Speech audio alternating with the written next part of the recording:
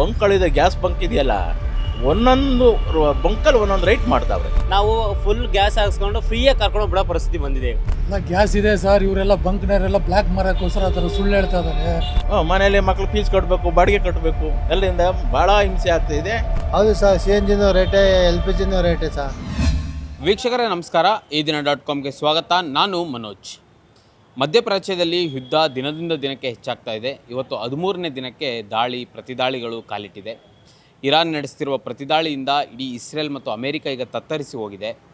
ಅದರ ನಡುವೆ ಆ ದಾಳಿಯ ಬಿಸಿ ನಮ್ಮ ಭಾರತಕ್ಕೂ ತಟ್ಟಿದೆ. ಅದರಲ್ಲೂ ಬಹಳ ವಿಶೇಷವಾಗಿ ಕರ್ನಾಟಕದ ಬೆಂಗಳೂರಿಗೆ ಭಾಳ ದೊಡ್ಡ ಬಿಸಿ ತಟ್ಟಿದೆ ಅಂತಲೇ ಹೇಳ್ಬೋದು. ಯಾಕಂದರೆ ಗ್ಯಾಸ್ ಸಿಗ್ತಾ ಇಲ್ಲ, ಎಲ್ಲೂ ಗ್ಯಾಸ್ ಸಿಗ್ತಾ ಇಲ್ಲ. ಬಹಳ ಮುಖ್ಯವಾಗಿ ಕಮರ್ಷಿಯಲ್ ಗ್ಯಾಸ್ ಸಿಗ್ತಾ ಇಲ್ಲ. ಇನ್ನೊಂದು ಕಡೆ ಆಟೋದವರ ಸಂಕಷ್ಟವೂ ಒಂದು ಕಡೆ ಆಗಿದೆ. ಯಾಕಂದರೆ ಆಟೋ ಗ್ಯಾಸ್ ಬೆಲೆ ದಿನದಿಂದ ದಿನಕ್ಕೆ ಹೆಚ್ಚಿಗೆ ಆಗ್ತಾ ಇದೆ. ಒಂದೊಂದು ಬಂಕ್ನಲ್ಲಿ ಒಂದೊಂದು ರೀತಿಯ ಬೆಲೆಗಳನ್ನು ಹೇಳ್ತಾ ಇದ್ದಾರೆ. ಸೊ ಬನ್ನಿ ನಾವು ಇವತ್ತು ಆಟೋದವ್ರನ್ನೇ ಮಾತನಾಡ್ಸೋಣ. ಯಾವ ಗ್ಯಾಸ್ ಬಂಕ್ಗಳಲ್ಲಿ ಯಾವ್ಯಾವ ಬೆಲೆಗಳನ್ನು ಇಡ್ತಾ ಇದ್ದಾರೆ, ಈ ಎಲ್ಲ ವಿಚಾರಗಳ ಕುರಿತು ಮತ್ತು ಈ ದಾಳಿಯಿಂದ ಆಟೋದವರ ಮೇಲೆ ಬಿದ್ದಿರೋ ಎಂಥ ದೊಡ್ಡ ಪರಿಣಾಮ ಬಿದ್ದಿದೆ, ಈ ಎಲ್ಲ ವಿಚಾರಗಳನ್ನ ಮಾತಾಡ್ತಾ ಹೋಗೋಣ. ಬನ್ನಿ ನಾವೀಗ ಅವ್ರನ್ನೇ ಮಾತಾಡ್ಸೋಣ. ಕೊಡಲ್ಲ, ಏಕೆ ಅಂದರೆ ಅದು ಗ್ಯಾಸ್ ಜಾಸ್ತಿ ಆದರೆ ನಾವೇನು ಮಾಡೋಣ? ನೀವೊಂದು ಫಿಕ್ಸ್ ಮಾಡ್ಯವ್ರೆ, ಆ ಫಿಕ್ಸ್ ನೀವು ತೊಗೊಳ್ಳಿ. ನಿಮ್ಮ ಗ್ಯಾಸ್ ಜಾಸ್ತಿ ಆದರೆ ನಾವೇನು ಮಾಡೋಕ್ಕಾಗುತ್ತೆ ಅಂತ ಒಬ್ರು ಹೇಳ್ತಾರೆ. ಒಬ್ಬರು ತಿಳಿದವರು ಇವಾಗೇನೋ ಯುದ್ಧ ಆಗ್ತಾಯಿದೆ, ಜನಗಳಿಗೆ ಎಲ್ಲರೂ ತೊಂದರೆ ಅಂದ್ಬಿಟ್ಟು ಒಂದು 10-15 ಸೇರಿಸ್ಕೊಡ್ತಾರೆ ಒಬ್ಬರು, ಇಲ್ಲ ಒಬ್ಬರು ಕೊಡೋದೇ ಇಲ್ಲ. ಈಗ ಅದರಲ್ಲಿ ಬಂಕ್ಗಳಿದೆ, ಗ್ಯಾಸ್ ಬಂಕ್ ಇದೆಯಲ್ಲ, ಒಂದೊಂದು ಬಂಕಲ್ಲಿ ಒಂದೊಂದು ರೈಟ್ ಮಾಡ್ತಾವ್ರೆ ಅವ್ರ ಇಷ್ಟ ಪ್ರಕಾರ. ಒಂದೊಂದ್ರಲ್ಲಿ ಫಿಕ್ಸ್ ಆಗಿರೋದು ಎಷ್ಟು, 70 ರೂಪಾಯಿ 69 ರೂಪಾಯಿ ಚಿಲ್ಲರೆ ಐತೆ.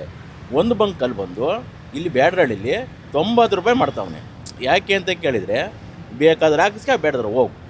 ಅದು ಯಾವ ಲೆಕ್ಕ ಅಲ್ವಾ?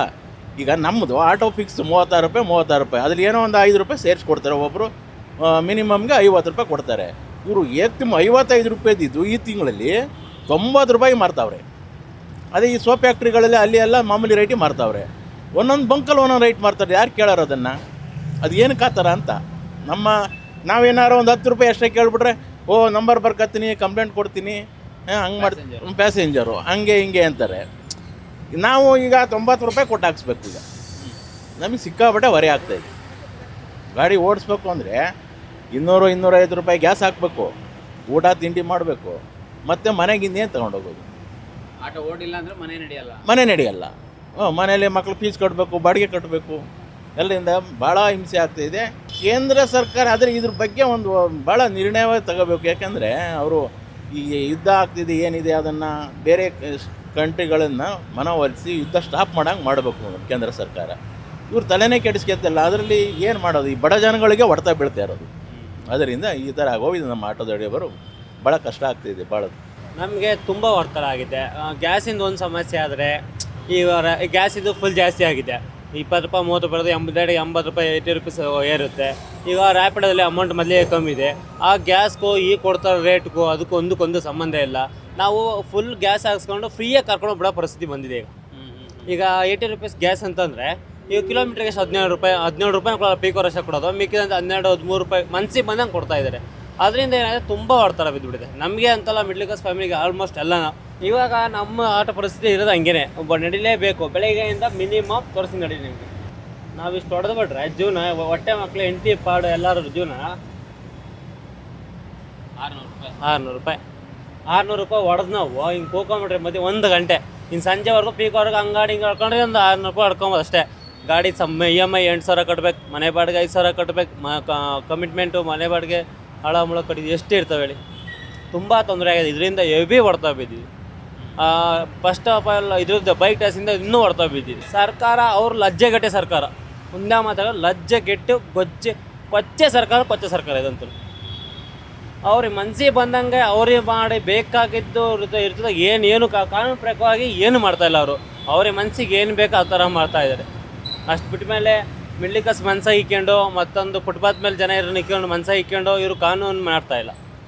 ಅವ್ರ ಮನಸ್ಸಿಗೆ ಅವ್ರದ್ದು ಇದು ಜಾಬ್ ತುಂಬ್ತಾ, ಅವ್ರ ಖಜಾನೆ ತುಂಬ್ತಾ ಹೋಗಿ ಬೇರೆ ಮಿಕ್ತಾರೆ ಏನು ಬೇಕಾರೋ ಅವ್ರಿಗೂ. ಆ ಥರ ಸರ್ಕಾರ ನಡೆಸ್ತಾ ಇದೆ. ಭಾಳ ಕಷ್ಟ ಆಗ್ತಾಯಿದೆ. ತುಂಬ ಹೆವಿ ಕಷ್ಟ ಆಗ್ತಾಯಿದೆ. ಯಾವ ಬ್ಯಾಂಕ್ ಅಂದರೆ ಎಲ್ಲ ಬ್ಯಾಂಕಲ್ಲೂ ಕಷ್ಟನೇ ಅಲ್ವ, ಎಲ್ಲ ರೇಟ್ ಜಾಸ್ತಿ ಅಲ್ವ. ಒಂದೊಂದು ಬ್ಯಾಂಕಲ್ಲಿ ಒಂದೊಂದು ಥರ ಇಲ್ಲ ರೇಟ್, ಎಲ್ಲ ಬ್ಯಾಂಕಲ್ಲೂ ಒಂದೇ ಥರ ಇದೆ. ಈಗ ಅದು ಸರ್ ಅವರು ಫಸ್ಟ್ ಹಳೇದಿರೋದು ಕೊಡ್ತಾರೆ, ಇವಾಗ ಹೊಸ್ದಾಗಿ ಬಂದಿರೋದಿಲ್ಲ ಅದೇ ಮಾಮೂಲಿ ಅಂತಾರೆ. ಅವರು ನೋಡೋಗ್ಬಿಟ್ಟು ಇನ್ನೊಬ್ರು ಜಾಸ್ತಿ ಮಾಡ್ತಾರೆ. ಆ ಥರ. ಆಗ್ತಿದೆ ಹೇಗೆ ಇದರಿಂದ ಆಟೋದವರಿಗೆ? ಹೌದು ಸರ್, ಕಷ್ಟ ಆಗೋದಲ್ಲೇ ಇರುತ್ತಾ, ಇರೋ ಬಿಸ್ನೆಸ್ಗೂ ಅದಕ್ಕಿಲ್ಲ ಅಂದರೆ ಬರೋದು ಇದಕ್ಕೆ ಅದಕ್ಕೂ ಯಾಕೆ ಏನು ಅಂತ ಈ ಓಲಾ ಊಬರ್ ಹೊಡೆಯೋದು. ಪಿಕಪ್ಗೆ 2 ಕಿಲೋಮೀಟ್ರ್ ಹೋಗ್ಬೇಕು, ಆ ರೇಟ್ಗೂ ಎಲ್ಲಿ ಆಗಲಿ. ಒಂದು ಪಿಕಪ್ ಮಾಡ್ಬೇಕಂದ್ರೆ 2 ಕಿಲೋಮೀಟ್ರ್ ಖಾಲಿ ಹೋಗ್ತೀವಿ. ಗ್ಯಾಸ್ ರೇಟಿಂಗ್ ಎಲ್ಲ ತಗೊಂಡಿಟ್ಬಿಟ್ಟವ್ರು, ಏನು ಮಾಡೋದು ಹೇಳಿ. ಸರಿ ಇಲ್ಲ, ಅವ್ರಿಗೆ ಕೊಟ್ಟರೆ ಕೊಡ್ತಾರೆ, ಇವ್ರಿಗೆ ಕೊಡ್ತಾರೆ ಅಂತ ಹೆಂಗಸರುಗಳು ಟೀ ಕೊಟ್ಬಿಟ್ಟು ಎಲ್ಲರನ್ನೂ ಕೇಳ್ತಾವ್ರೆ, ಹೇಳಿ ಒತ್ತಾಯ ಮಾಡಿ ಅಂತ. ಸ್ವಾಮಿ, ಈ ದೇಶ ಉದ್ಧಾರ ಆಗಬೇಕಾದ್ರೆ ನಾವು ಕರೆಕ್ಟಾಗಿದ್ದರೆ ಮಾತ್ರನೇ, ಅಷ್ಟು ಬಿಟ್ಟರೆ ಬೇರೆ ಇನ್ನೇನು ಇಲ್ಲ ಸರ್. ನಾವು ನೋಡಿ ಹಗಲು ರಾತ್ರಿ ದುಡಿತಾ ಇದ್ದೀವಿ, ಇಲ್ಲಿ ಇನ್ನೂ ತಿಂಡಿ ಮಾಡಿಲ್ಲ, ಎಲ್ಲಿಂದ ಬರುತ್ತೆ? ಹಿಂಗೆಲ್ಲ ಎಕ್ಕಿಸ್ಕೊಂಡು ಕೂತ್ಕೊಂಡು ನಾವು ಹೆಂಗೆ ಜೀವನ ಮಾಡೋದು? ಒಂದ್ ಕಡೆ ಯುದ್ಧ ನಡೀತಾ ಇದೆ, ಗ್ಯಾಸ್ ಯುದ್ಧ ಏನಕ್ಕೆ ಬೇಕು ಸರ್? ಅದು ಅಲ್ಲ, ಏನಕ್ಕೆ ಅವಶ್ಯಕತೆ ಏನಿದೆ ಹೇಳಿ? ಮನೆಗಳಲ್ಲೇ ಏನಾರ ಒಂದು ತರಕಾರಿ ತೊಗೊಂಬಂದ್ರೆ ಮಕ್ಳಿಗೆ ದುಡ್ಡು ಕೊಡಬೇಕು. ಯುದ್ಧಗಳು ಮಾಡಿಕೊಂಡು ಇವೆಲ್ಲ ಮಾಡಿಕೊಂಡು ಜನಗಳನ್ನು ಹಾಳು ಮಾಡ್ಕೊಂಡು ಕೂತವ್ರಲ್ಲ, ಇವ್ರ ದೇಶ ಉದ್ಧಾರ ಮಾಡೋಕ್ಕಿದ್ದಾರಲ್ಲ, ಅವ್ರನ್ನ ಸೇವ್ ಮಾಡ್ಕೊಳಕ್ಕಿದ್ದಾರೆ ಹೊರತು ಬಡಬಗ್ರ ಹಾಳ ಆಯ್ತಾರೆ ಹೊರತು ಸಮಾಜದಲ್ಲಿ ಯಾರೂ ಒಳ್ಳೆಯರಿಲ್ಲ.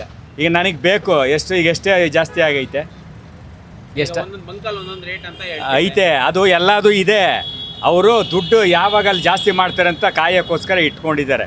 ನಿನ್ನೆ CNG ಹಾಕ್ಸೋಕ್ಕೆ ಹುಡ್ಕಾಡಿದ್ವಿ, ದಾರ ಕಟ್ಕೊಂಡು ನಿಂತವ್ರೆ. CNG ಇಲ್ದಲೇ ನಾವು ಗಾಡಿ ಮುಂದೆ ಓಡ್ಸೋಕ್ಕಾಗಲ್ಲ. ಹೆಂಗೆ ಮಾಡೋದು ಇವಾಗ?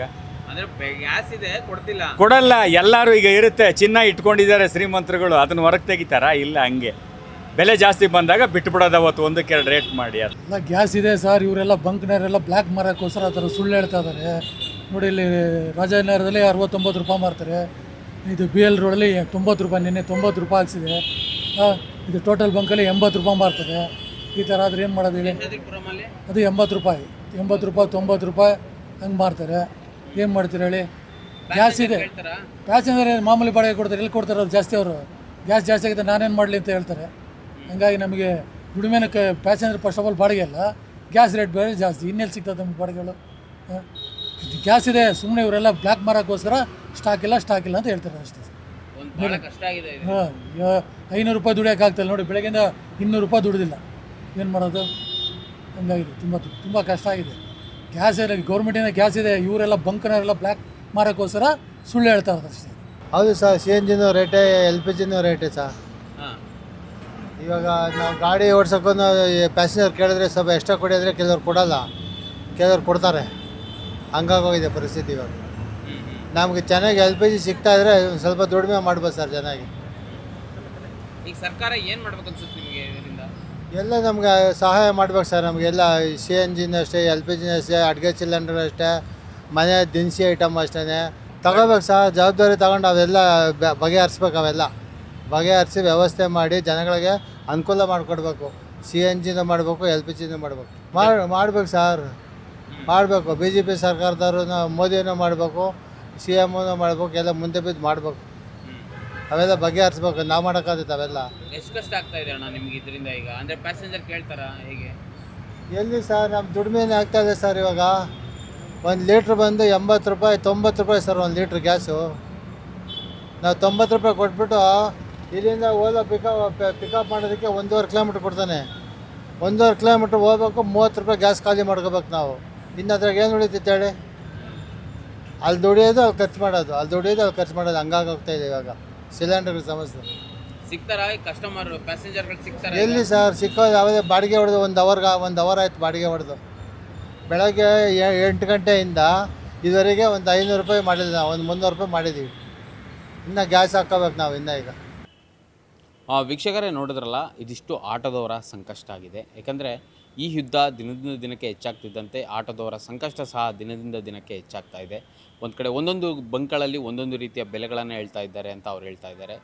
ಸೊ ಈ ಎಲ್ಲ ವಿಚಾರಗಳ ಕುರಿತು ಮತ್ತು ಆಟೋದವ್ರು ಮಾತನಾಡಿದ್ದ ವಿಷಯಗಳ ಕುರಿತು ನಿಮಗೇನು ಅನ್ನಿಸ್ತು ಕಮೆಂಟ್ ಮಾಡಿ ತಿಳಿಸಿ. ಮತ್ತು ಇದೇ ರೀತಿ ಸಾಕಷ್ಟು ವಿಡಿಯೋಗಳಿಗೆ ನಮ್ಮ ಈದಿನ.com ಯೂಟ್ಯೂಬ್ ಚಾನಲನ್ನು ಸಬ್ಸ್ಕ್ರೈಬ್ ಮಾಡಿ ಮತ್ತು ನಮ್ಮನ್ನು ಬೆಂಬಲಿಸಿ. ನಮಸ್ಕಾರ. ಮತ್ತಷ್ಟು ವಿಶೇಷ ವಿಡಿಯೋಗಳನ್ನು ನೋಡಲು ಮತ್ತು ಹೊಸ ವಿಡಿಯೋಗಳ ಬಗ್ಗೆ ತಿಳಿಯಲು ಈದಿನ.com ಯೂಟ್ಯೂಬ್ ಚಾನೆಲ್ ಸಬ್ಸ್ಕ್ರೈಬ್ ಮಾಡಿ ಮತ್ತು ಬೆಲ್ ಐಕಾನ್ ಕ್ಲಿಕ್ ಮಾಡಿ.